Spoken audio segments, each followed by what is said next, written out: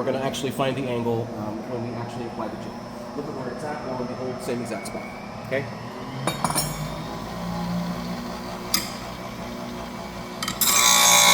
Doesn't matter.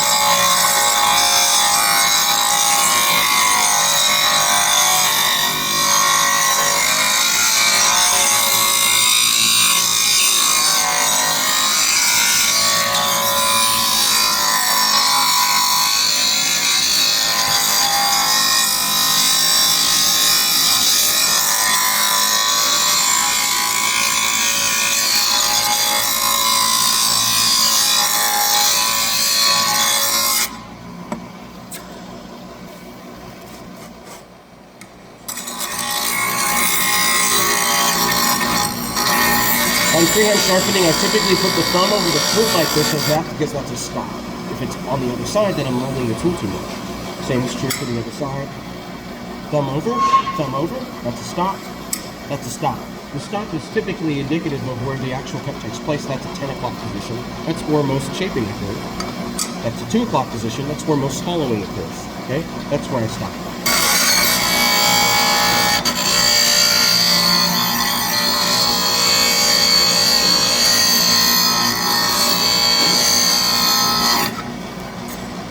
So I don't burn my thumb.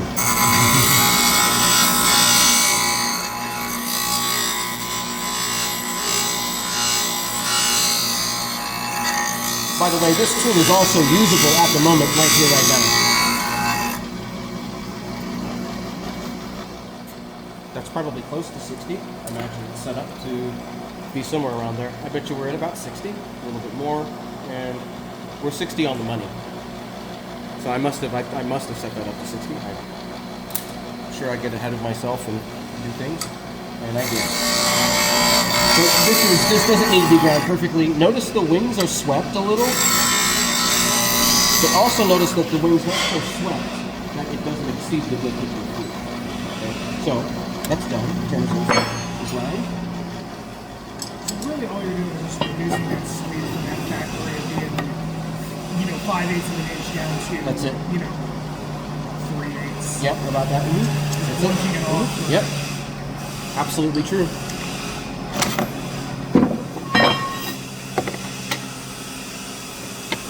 And yeah, factory, they don't turn wood, they make tools. And that's okay. They make nice tools, but they don't turn wood.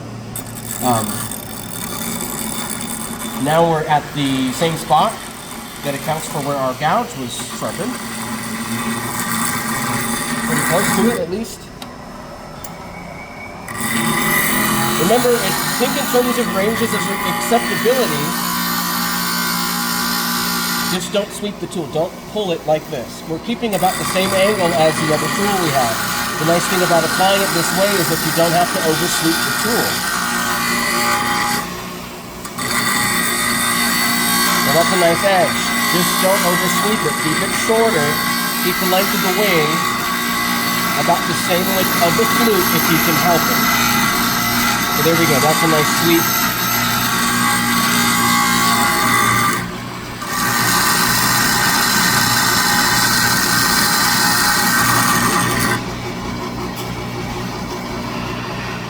Brand new edge. It's a little blue. Let's go ahead and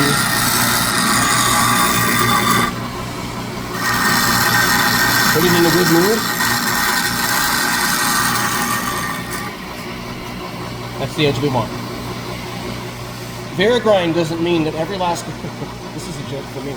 Varigrind is so overused to make such long sweeps on gouges. You wouldn't even think that you could get a short wing on a tool like this, but you can.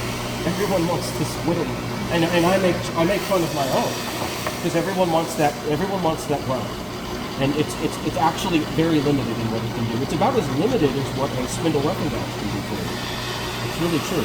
That's only for the removal of a great deal of stock, and that's about it. And now, why don't we do something else? We know where to go. Right there. And now, what we can do is line this up, move it up.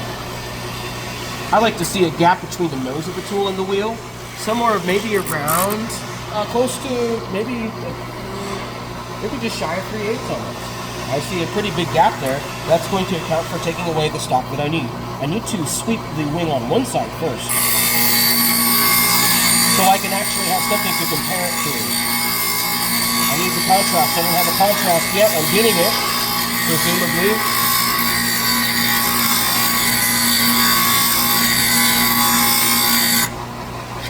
Getting close. Getting somewhere at least.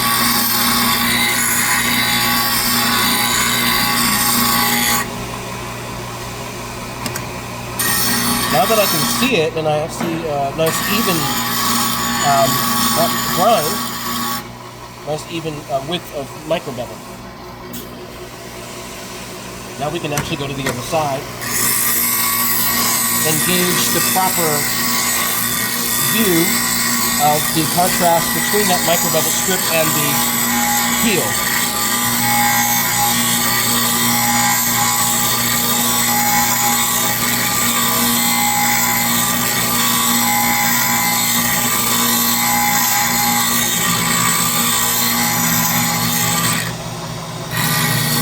Want to look at it to make sure that you're doing a good job and that the width is pretty even. It looks like I'm doing a great job, and that's just saying to yourself, you're in the game, you're doing it right, that's a good thing.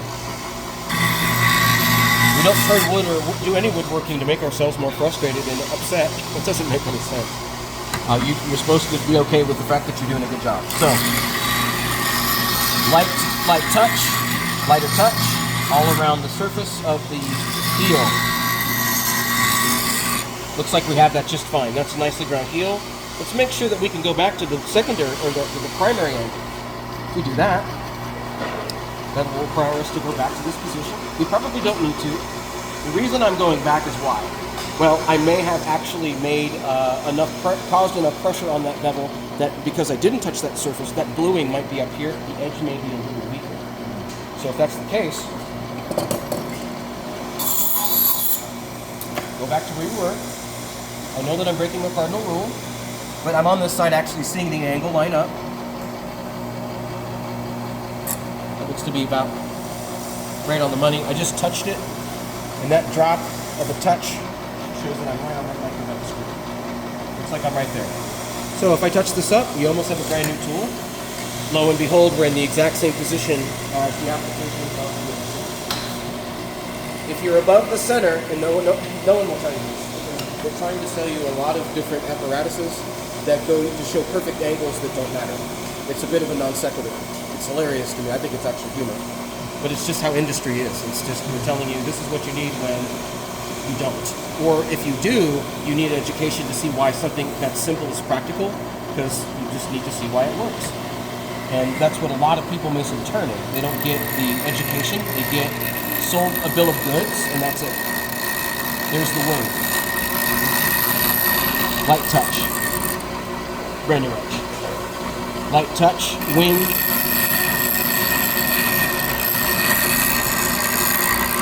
Brand new edge. Keep that video. Watch it as you need. You'll always be able to apply that Bryant serve. That's it.